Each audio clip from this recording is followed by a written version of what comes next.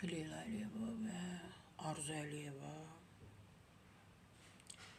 harda olublar? Demək, Şirvanşahlar Sarayında olublar. Heydər Əliyev Fondunun vitse-prezidenti, İdeya İctimai Birliyinin təsisçisi və rəhbəri Leyla Əliyeva və Bakı Media Mərkəzinin rəhbəri Arzu Əliyeva Şirvanşahlar Sarayında təşkil olunan Eşq-i Nur adlı sərgidə iştirak ediblər. Təbii ki, xəbəri mən istinad edib götürmüşəm Ölkə.azdan.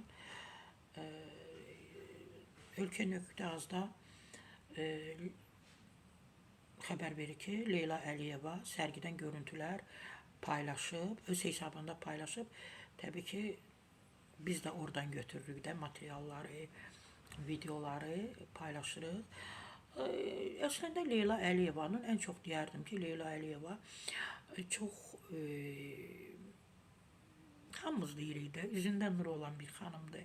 Məsəl üçün, mən bilmirdim ki, o hər həftə 6-cı bazar günü uşaq evlərində olur. Məsəl üçün, qocalar evinə gedir, mütəmadi olaraq onlarla görüşür, onları tək-tək dinləyir.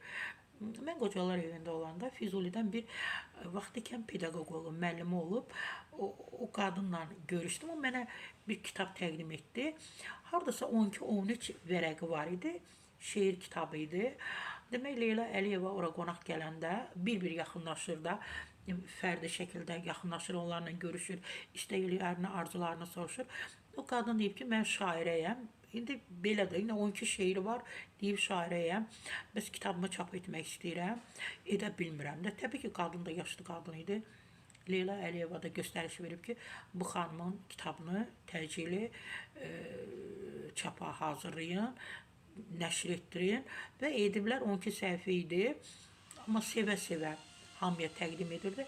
Bunun özü də bir diqqətdir, bunun özü də bir insan, həssas adamlar belə olmalıdır, duyğulu adamlar belə olmalıdır. O belə götürəndə bizim üçün 12 səhifə içinədir. Fikirləşək ki, bu nə şeir ola bilər, bu nə kitabdır, amma o qadına verilən bu dəyərdir.